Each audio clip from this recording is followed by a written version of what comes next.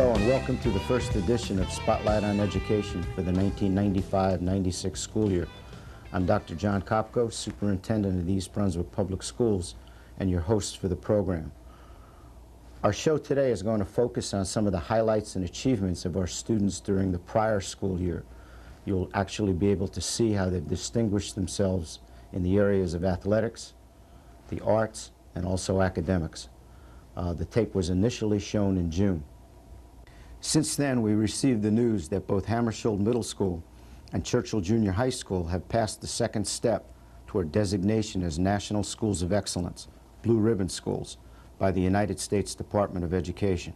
Both schools were selected for site visits by representatives from Washington, D.C., who will be here in October and November.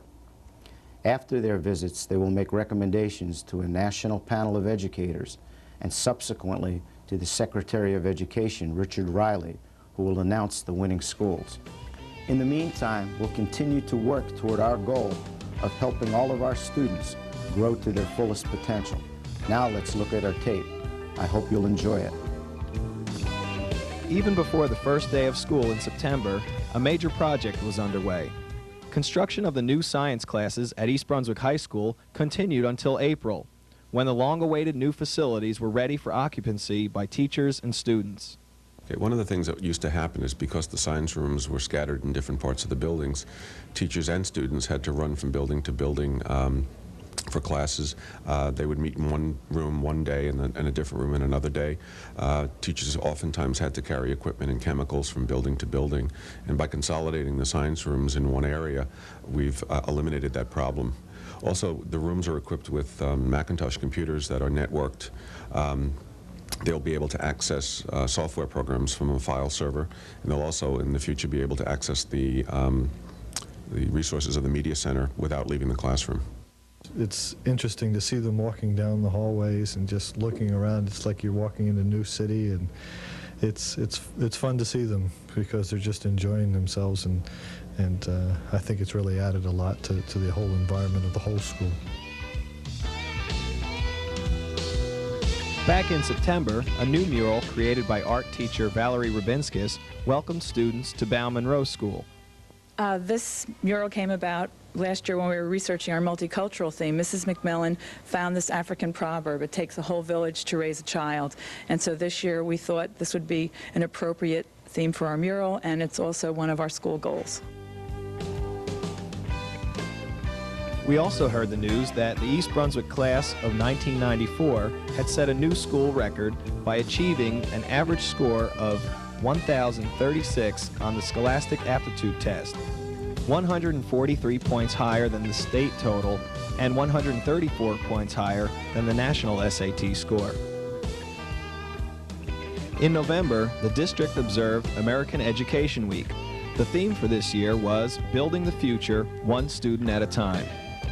Members of the faculty and staff taped announcements about the week, and East Brunswick High School students read brief essays they had written about what education means to them. I'm Becca Jacinta, and I'm a junior at East Brunswick High School. The reason why education is important to me is because as an African-American woman, it would not have been open to me 100 years ago. I would have never had the chance to attend school and broaden my horizons. I would have never been able to get a good job or even have a good opportunity at life. But now that it is available for African Americans, I can make the best of what I've got. I can also accomplish what my people have dreamed of and make it a reality. In just 1 week in November, East Brunswick High School students demonstrated excellence in academics, athletics, and the arts. Members of the International Studies Model UN program were designated as the outstanding delegation at the Rutgers Model UN Conference. And the girls' varsity soccer team and the marching band both won state championships. The East Brunswick Marching Band took first place honors in their class, best in 10 other bands in the same category. In addition, they were also awarded trophies for Best Marching Unit and Best Overall Effect, which covers not only the musician's performance, but color guard performance as well. Band director John Kish said he is especially pleased with the award since they represent the performance of the entire band, not just one section. He also noted that this is the first time that an East Brunswick High School band has won a state championship.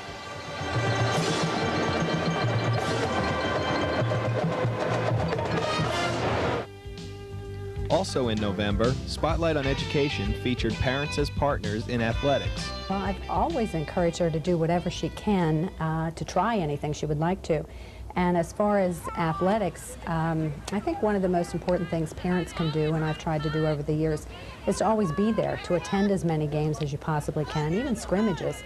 And away games help, because that way there's always somebody to cheer and to give a helping hand to the team. One other thing that I think helps is to learn the rules of the game. I think nothing is a little more embarrassing than to yell the wrong thing at the wrong time because you don't know what you're talking about. And teenagers are very easily embarrassed, so that's one thing that helps too. Sympathetic ear doesn't hurt when it's all said and done, just in case things didn't go quite the way they wanted them to go. And in December, the program covered the work of the East Brunswick Education Foundation, including tapes of some of the projects funded by the Foundation mini-grants. All right, boys and girls, Sam has published his book today, and he's going to be sharing it with you. And as we've discussed, Sam will receive 50 cents for his published work that he will be able to deposit into his account and later able to buy something in the second grade store. Now remember, this is an activity that the Lawrenceburg second graders are doing, but we actually got this idea from another second grade teacher called Mrs. Shulman, and we adapted it to our needs. So Sam, why don't you share your book with us? Sam's Amazing Desk by Sam Law. Once there was a boy named Sam. He had an amazing desk, but no one ever knew that. Sam's so soft. It could talk, it could move, and it had a great mind. Technology for Tomorrow was the topic of Spotlight on Education in January.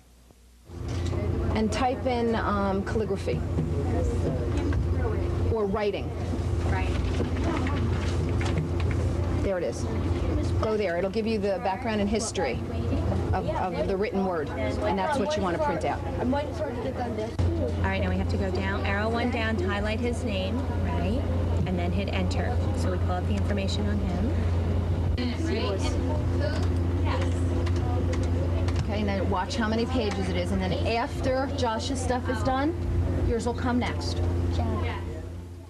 We also had the opportunity to visit Chittick School to see a unique program in which second graders read books about famous artists and their techniques and create their own art in the style of the masters. I made a picture of my teacher. It was a little hard drawing it because you had to stand still, and it was a little hard for her to stand still, so we couldn't get a very good portrait of her. He did Cubism, the Blue Period. His friend died and he was sad, so he made the Blue Period. The following month, 5th graders at Irwin School had an interesting art project called Yakety Yak, the Masters Talk Back. The students created life-sized images of famous portraits, cut out the faces, and brought the paintings to life, presenting short skits based on their research about the paintings. This is Madame Roland. She was the wife of the postman. I painted her 5 times. She picked this one out of 5. I have to go park my horse. I'll be right back. Van Gogh told nothing about himself. He was born in a town of Holland on March 30th, 1853. When he grew up, he worked in his uncle's galleries in Holland, England, and France. The East Brunswick Education Foundation provided funding for all 9th graders to see The New American, a program about a young Irish immigrant. All 11th graders had previously seen Through the Eyes of a Friend, a program about the Holocaust, also funded by the foundation. Both nationally acclaimed productions were presented by Living Voices, a theatrical educational group based in Seattle. I think the students are engaged. Certainly I've heard from their teachers that they're quiet, quieter than usual, and somehow attentive, more so than usual.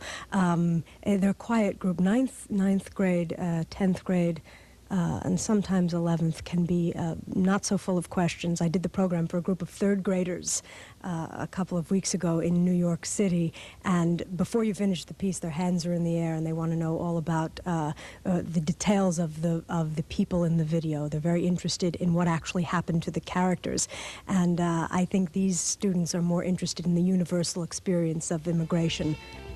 Fourth graders at Warnsdorfer School held a bake sale to raise funds to purchase audiobooks for senior citizens, and representatives of the Senior Center visited the school for the presentation of the gift. I want to introduce you to two members of the Senior Center, Mr. and Mrs. Bernstein. Okay? And I'm going to give this to them on your behalf. Okay? And I want to thank all of you for all that you did, and your moms, and your dads for helping with the cake sale. This is just the beginning of a library that we hope to start at the Senior Center for those seniors who, for whatever reason, their vision is not as good as it used to be and are unable to read books in print. And so we're going to be able to lend them the books on tape so that at least they can listen and still enjoy reading.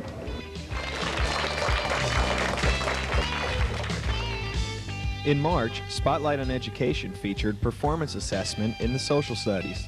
Performance assessment is a skill-based instructional model for research and presentation. The focus is on the research process, the development of products like research papers and visuals like maps and drawings, and then a formal oral presentation of what the student learns. This takes place before a panel of judges.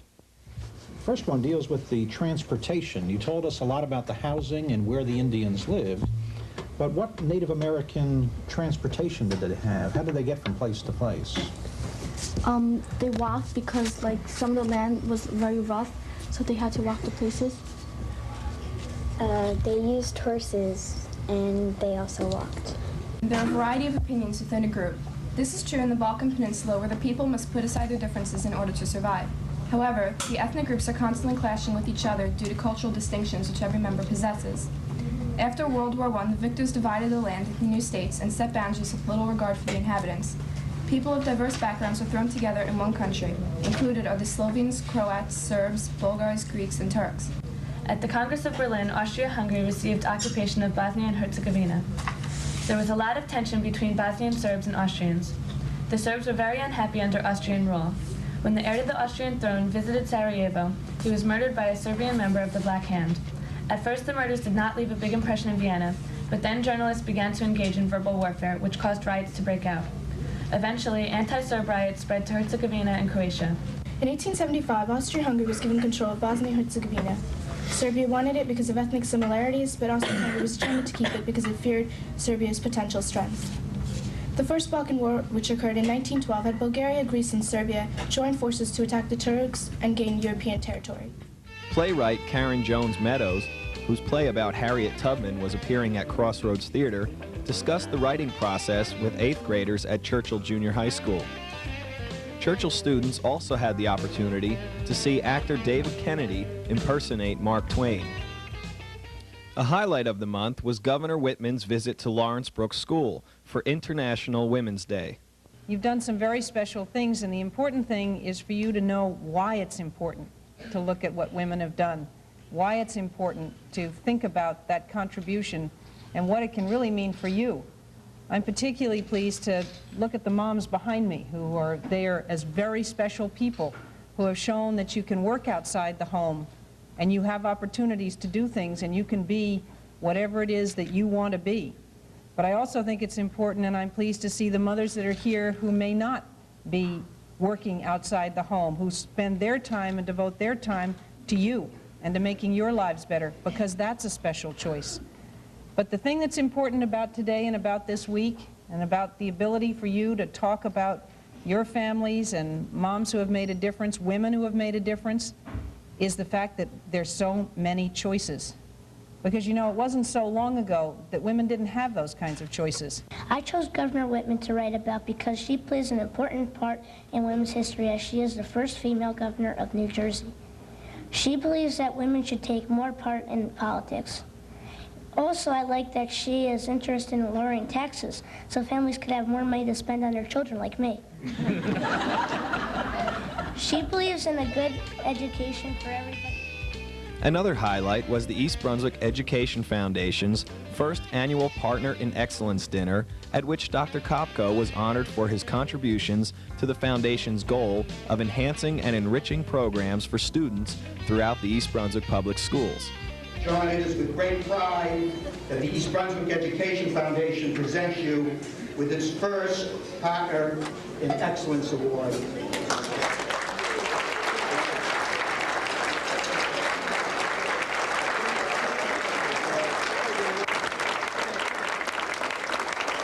Thank you very much.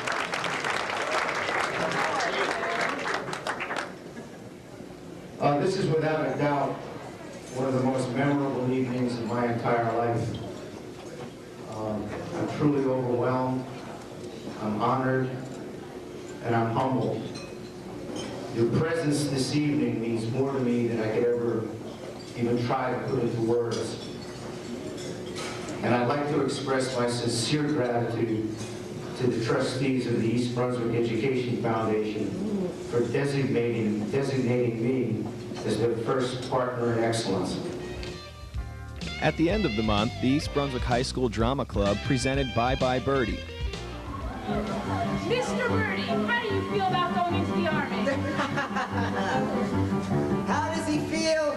You ask how he feels. He's much too shy to tell you, so I'll tell you how he feels. He feels brave and eager, strangely humble, proud to be a plain GI. He would gladly face those bullets, for he's not afraid to die. For he's alive, standing in the army, the honorable American boy. And that's why, oh dear Lord. Volunteered, I thought he was crap.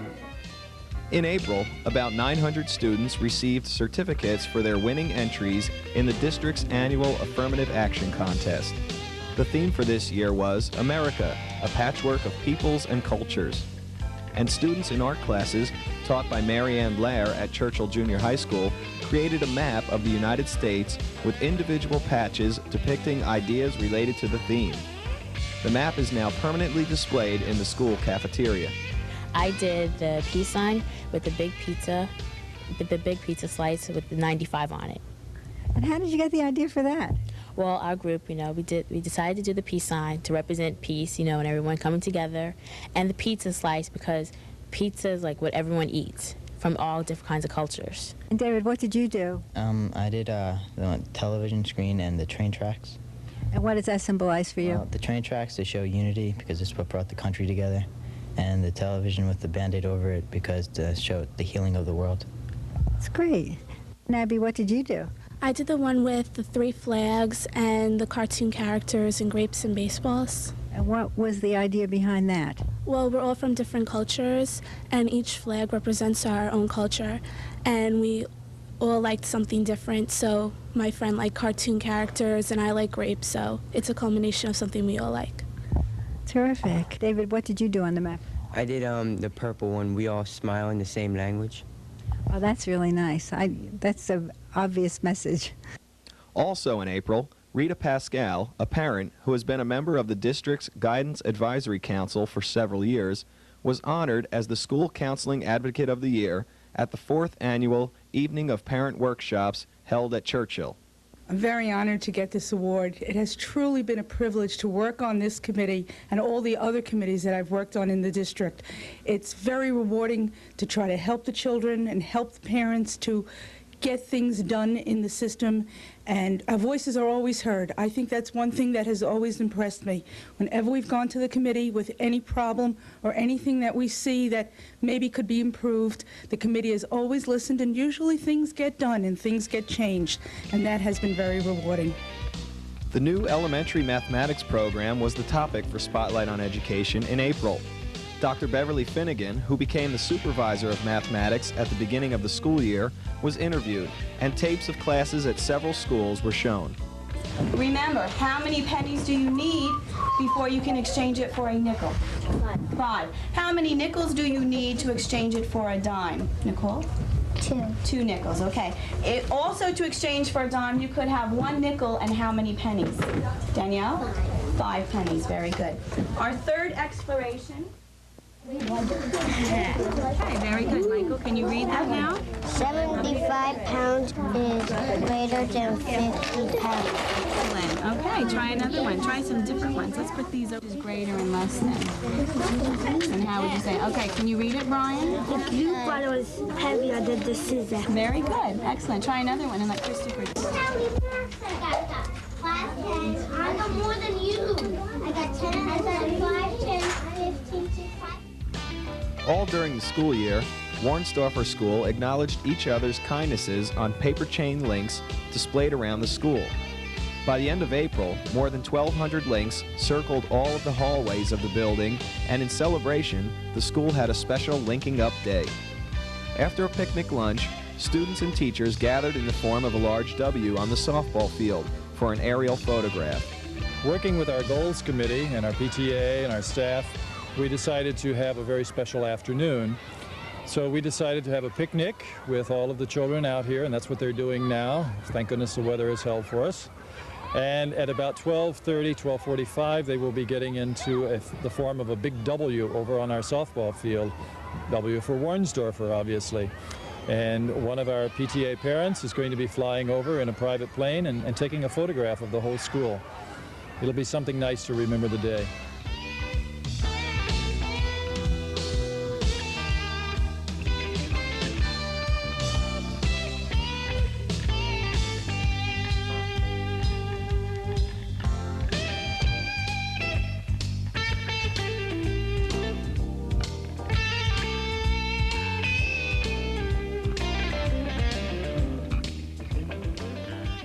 For the 8th consecutive year, students in an Institute for Political and Legal Education class at East Brunswick High School won the state championship in the We the People competition on the Constitution.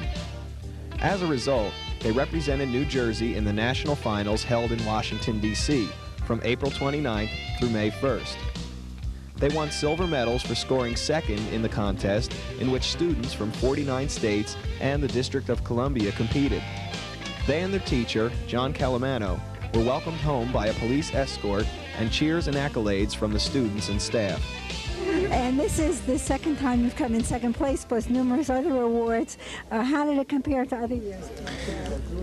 They were better. Obviously, the judges thought they were a little better than years past, and the competition every year gets a little better. So they had to be better than kids in the past. Okay, Allison, you were down and you had some difficult questions. How did that make you feel? It was a little stressful, but it was worth it. And last night when the awards were given out, Scott, I saw the videotape. You looked as though you were surprised at the end. Were you surprised?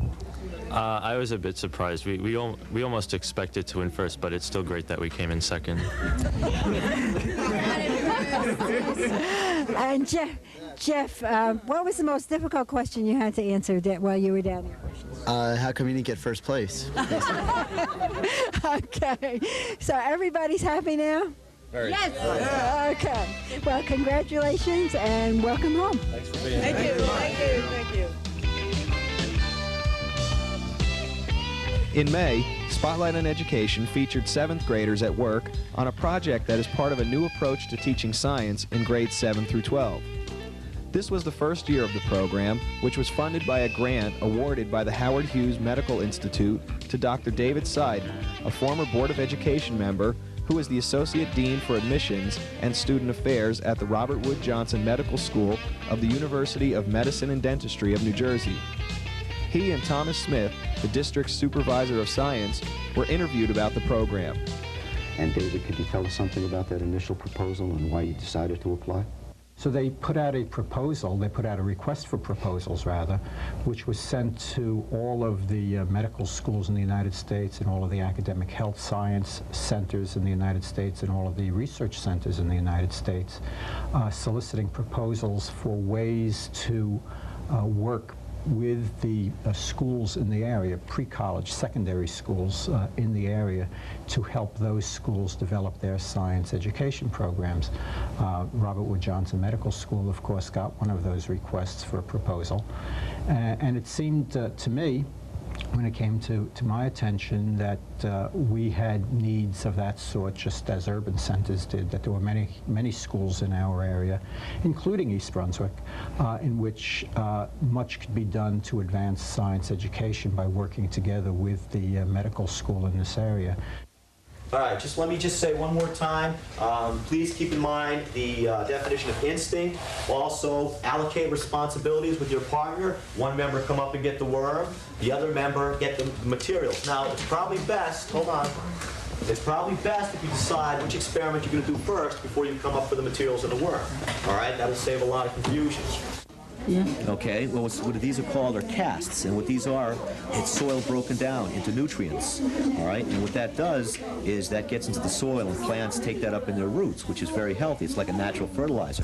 So they're very helpful to farmers and to the soil, all right? Now, your hypothesis on what? Is it going to choose the soil or the sand? Was that your original question? Yeah, I thought it was going to the soil. All right, so your hypothesis is you're going to think it's going to go to the soil. Any reason why? It like soil? Well, you got to think. Well, think a little bit more. I really don't have like sand around my house and there's worms around my house. Moist. All right, the soil's moist. Is sand often moist? No. All right. If you ever see the sand at the beach, the water goes right through it. It percolates right through it very quickly. Soil can retain moisture a lot more effectively. Why would the worm want to be in the soil as compared to the sand? So it can breathe easier? How's that related to the soil? Because the soil is moist and he has to be moist to breathe. Correct. The soil is moist and the animal needs the moist body to diffuse the oxygen through. So I think I'm saying. That's a brief summary of the year. I want to thank everyone who contributed to the success of our students and our schools this year. All of the teachers, support staff, administrators, the Board of Education, parents, and other residents. I also want to express special appreciation to our students for their hard work. They are a tremendous source of pride to their families, to our schools, and to our entire community. I invite you to join me again next month when Dr. Beverly Finnegan, our mathematics supervisor, will be making presentations on our new elementary mathematics program, which has been adopted for grades 1 through 3, called Everyday Mathematics.